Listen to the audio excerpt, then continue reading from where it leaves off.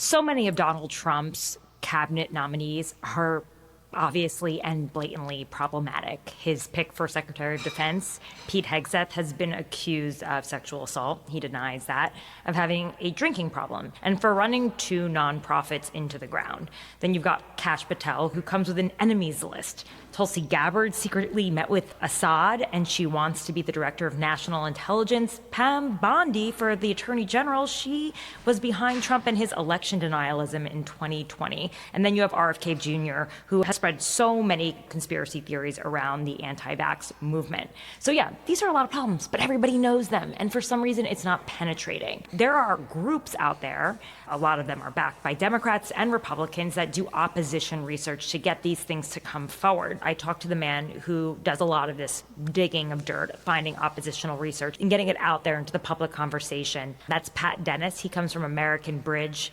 21st Century. He's the president. Both sides have these groups that do opposition research to try to take out the other party. I challenge him a bit about why they're doing the same strategy that they've been doing forever when clearly the media has changed so much. Who are your targets? Like, who do you think are the people that could fall?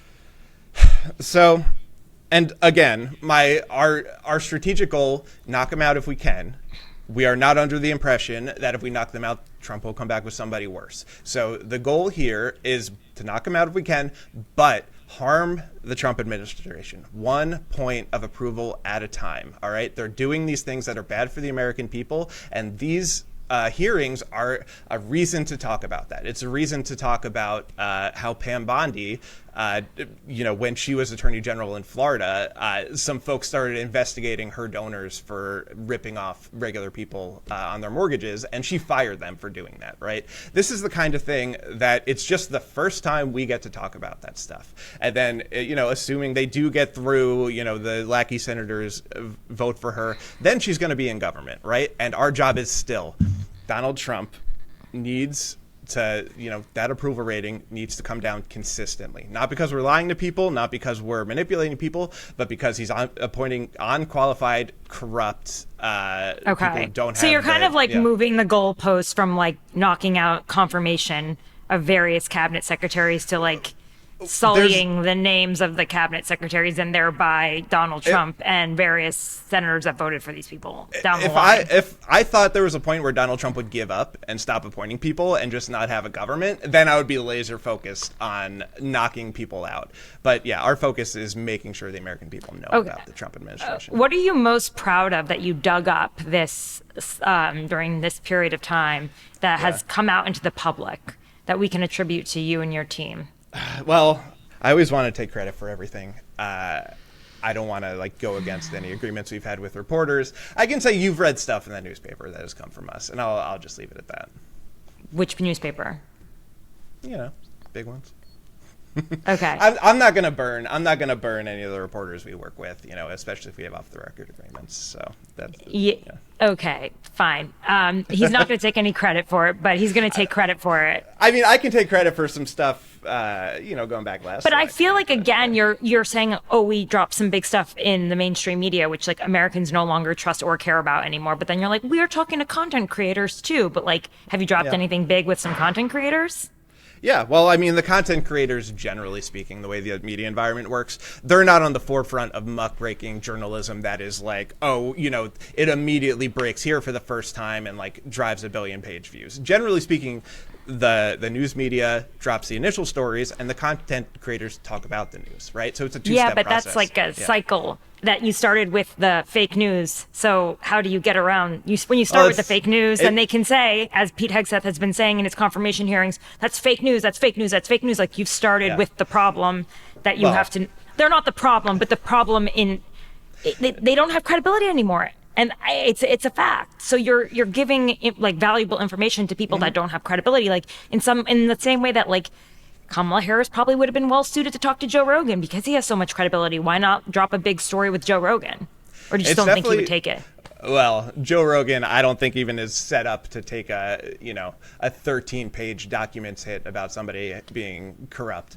But if you guys really know how to package it the right way as a segment for a podcast, I'm sure he'd take it. Or for a guest on there. And exactly. I'm not going to say we're not working on things like that. But I think there is a sleight of hand here where we can talk about, a decline in trust in the media, and that is a real trend, but it's not an absolute trend, right? You look at the most far right wing, person on Twitter who's, disagrees with me on everything. When something comes out that they think is good or they disagree with in the mainstream media, they will happily use that as a proof point. So, even when folks... But have you seen that happen so far? Yeah, absolutely. I mean, okay, give me an example of a Republican who has seen something come out that has come out through the mainstream media during this confirmation process that you guys were able to use to like... I'm not talking about, in this case, I'm just talking about how information gets out there, right? You have Christopher Rufo out there on Twitter saying that, the job market is great because he forgot that Biden's still president, right? This is the kind of thing where folks use information that is useful to them. So it's our job to put out useful information. Yeah. And the best way to do that at this point is still the mainstream media in a lot of ways, but it's gotta go further. I know, but I think this whole election sort of taught us that the right was more willing to work with alternate media, and they got a lot more credibility with voters because they did that, and the left kept doing the mainstream media thing and going to the New York Times, who I'm sure is who you're going to, and they weren't able to speak to people because the Times has good numbers in terms of readership, but they're the Democratic elite and they don't have the same sort of sway. I was talking to someone, a Republican operative, who said highly respectful of Jane Mayer at the New Yorker. She's an excellent reporter. She used to pack so much punch. The kind of stuff that she would put out would literally sway votes. Senators, they pick up her calls, they always chime in, and it's the New Yorker, and it says she would pack punch not just on the left, but on the right. Not happening this time around. And that's the feeling. It's it's actually hurt Jane and her reputation in a lot of ways. The fact that this stuff is not penetrating. But I would not also, yes, we do work with the New York Times sometimes. That is not our gold standard. Our gold standard, if we're launching an initial piece of, an investigative piece, our gold standard, the first place we go to land that is the local TV station. If it's somebody in Wisconsin, it's the local TV station. That is where we want it to be. If it's good information, it'll get picked up by a local paper, then it'll get picked up by the New York Times. So you would place it in Maine to make sure that Susan Collins' constituency knows this bad story about Pete Hegseth, although the big reporting on Pete came from Jane at the New Yorker. She had the women, she had the drinking, she had the nonprofits that were falling apart. She had all of that. Yeah, but not every news producer at W whatever in Maine is necessarily reading a long form New Yorker article, and somebody needs to go through and make sure hey, here's the part of this that apply to Maine. They also may not have the resources to back up whatever you're giving. They may not be able to take obviously it's opposition research. You have to be able to take the time to then verify it. We don't just take what you give us. It's mostly tips and leads, I would say. For sure. And then verify it. So I guess the reason I'm pushing back, Pat, is it's great to put all these things forward, although a lot of the things that are damaging about the nominees are already known. And nobody really cares, right? We know that Pat Bondi spent a lot of time defending Trump's election denialism. She's about to become the attorney general. We know that Tulsi Gabbard met with Assad secretly, and that one might be difficult. I mean, unless you guys have something that you're waiting. I mean, I'm sure there's also timing. Maybe you're holding on to something else, or there's another big story that's about to break. But for the most part, it looks like Kash Patel, who has an enemies list ready to go and will be at the Department of Justice, he will, likely be the FBI director. So, what can you do? It's all public knowledge. People know it. This would be the kind of thing that would kill a nominee back in the day, but there's no stopping it when Trump has this mandate that senators are terrified of him. I mean, there's $1 million campaign right now just to make sure that Pete Hegseth is nominated, and they have targeted Joni Ernst, who is the head of the Armed Services Committee. She seems like she's ready to go, and she's ready to confirm him in a second. So it's working. Yeah. And she's up in 2026. What is working? Okay. Yeah, you're burning $1 million to get the most unqualified person in charge of the Department of Defense. That is not a win. That is a huge problem, right? And you're forcing what could potentially be, depending on how the legislative agenda goes, a vulnerable Republican who's up in 26 to take a difficult vote. And that vote, think about how easy the Iraq War vote was, okay? It was popular at the time. people who are unqualified to run these positions are extremely likely to make a real mistake that will then blow back on these senators. So look, I cannot. So you're really thinking about knocking off senators more so than confirmation. Yeah. I mean, they're the most directly connected to these folks. And yes, our strategy is to ensure that senators pay the full price for everything they vote. And look, Joni Ernst is destroying her legacy, right? She wanted her legacy to be sexual assault in the military. That is what she worked very hard on. It's what she fought for. And she's throwing it all away right now. That, like, you can tell me it doesn't matter all day. That matters. Yeah. Do you think anyone will fall? Or do you think they're all going to coat? Tulsi Why? And maybe Kash Patel. I mean, Why? Tulsi, because Tulsi, there are things that we cannot get access to as American Bridge that the American intelligence community can provide to people. And you think that'll come up in the FBI report? Yeah. And Kash Patel, look, Kash Patel is a guy whose other job is writing children's books where Donald Trump is a king and Kash is a wizard. This guy, he may be able to fight his way through, but he is a walking liability for these folks. So Okay. they are willing to take the hit of voting for him, but it's damned if they do, damned if they don't. Okay, and what do you think is in that FBI report that you don't have access to? On Tulsi? Yeah. I mean, look, she has her foreign policy views. I think there's some information in there about where those really come from. And that is not me, like, that is me reading between the lines of all the things she said and done over the years. Goes along with like how a lot of senators have privately worried that she might be a foreign asset, is essentially what you're saying. Yeah, folks are worried about that. Okay, and then Kash Patel, it's just that he's a joke? Is that it? It's not that he's a joke. He's a joke with his enemies list, and he's going to run America's premier law enforcement organization for a party that allegedly cares about law enforcement. So like Sec Defense, fine, HHS, whatever. I mean, none of this is fine. AG, cool. Let's just keep moving forward, people, because there's a few that we're going to stop. I mean, I keep coming back to this, but this is about a comprehensive anti-Trump, anti-Republican strategy because, look, they won the election. If we had won the election, things would be very different right now. But at some point, they're going to have to run this government, and they're going to really screw it up, and it's our job to make sure they pay the price for it. Okay, so it's really a long-term game because this is not going to, it's hard to fight the fealty to Trump, the money behind it. And by the way, $1 million seems like nothing. I think they have a never-ending list of money. So do you on your side as well. But yeah, I think this is just all about. And it's a good time to give Trump some money because then you say, hey, I helped you get Pete Hegseth through, right? Now, then you cash in your chit later. This is all the transactional working of Washington.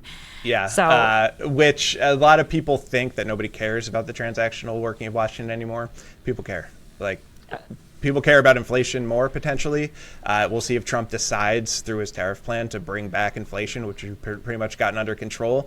But people care about this stuff, and we'll be able to hold them accountable for it. Yeah, it's just how do you get people to care when they don't trust the media anymore? And you're kind of I know you're still using the mainstream media to get it out first and then hoping that like content creators and other people are going to pick it up. But like, well, we also put it in like large multi-million-dollar ad campaigns. You do ad campaigns too. Yeah. Yeah. Just not, it's not breaking. Yeah. It doesn't seem to be breaking through this time, or we'll see. I mean, your prediction is that he'll lose 2 more. That seems like a lot. Yeah. For a guy that won the popular vote. But I do just think like your conception of what our goals are is winning news cycles. For us, winning news cycles is valuable. No. My thing, no, that's not what my goal is. My conception for you is I thought your goal was to actually take out problematic nominees. Yeah. Look, our goal is to take down problematic nominees. But it doesn't sound like that's your goal anymore. You're like, no, we can't do that, but we'll get the senators later, and then we'll get the Democrats the House, and then like in 4 years, maybe Democrats will win again, but like by then, who knows? It's all in service of winning elections. That's what we're here for, take back power. Oh, it's more about the elections rather than the nominees, sort of. That's what you're saying. Okay. Yep. Got it. Well, let me know if you guys ever decide to do a different media change. You decide you want to go into talk to podcasters first. Hey, I love talking to podcasters, you know. Yeah, later to claim that you planted, a story somewhere else. And obviously, like, as journalists, we can't just take opposition research for everyone who's listening. Like, you have to verify it, fact check it. And you're a democratic organization. If I was going to take opposition research from you, I'd have to, you have to understand who's funding it, sourcing it, what is the purpose of it. And you have to do the entire... you have to call the target. You have to do all the checks and balances. And frankly, you're right. A lot of, new media does not understand the basics of journalism. I hate to say it. They'll just slap it online, or they won't do the vetting. I've gotten a lot of shit opposition research in my life that I've had to say, thanks, but no thanks, bro. Yep. That's probably a lot of the things that I cycle through.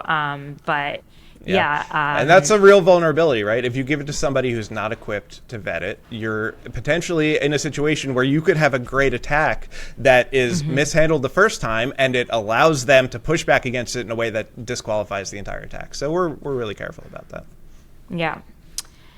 Right. Well, we'll see what happens. If you have anything, and is there anything more that you guys have held back that you're waiting? So it's a lot about timing as well, I'm sure. We have a few things in the hopper, yes. Oh.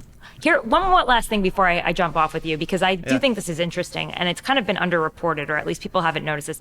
So apparently during the Biden administration, he decided that FBI checks would only be viewed by the chairman of the committee that was overseeing the cabinet nom, right? And that chairman was not allowed to share that information from the FBI check with anyone in the committee. And so, of course, the Trump team is doing the exact same thing. Why would they change that? So it's like, why would Biden do that? I guess he didn't. It just seems like, why did they not want to be transparent about their cabinet nominees? Like, why did they start this layer? I would think if you're going to be a cabinet nominee, your FBI check should be almost public. Like, I think any human being should be able to look at your FBI check. I mean, look, I love transparency. I do not think, like, those FBI checks, like, we do some thorough vetting, but those FBI checks are, like, really going into your life in a way that is not designed for public consumption. So, look, it is what it is. This information, a lot of these folks have not work to hide how controversial they are. Like, Tulsi Gabbard has not worked to hide, all the things in her background. So, it's a feature, if anything. Like, the controversy is a feature that makes them more desirable to Trump in a lot of ways, I would think. Potentially. I think that might actually be beneficial for Trump in some ways. What it is not beneficial for is the Republican brand and the rest of the Republican Party. And I think you saw it 2018, 2020, 2022, that they can pay the electoral price that ultimately, he's really good at dodging.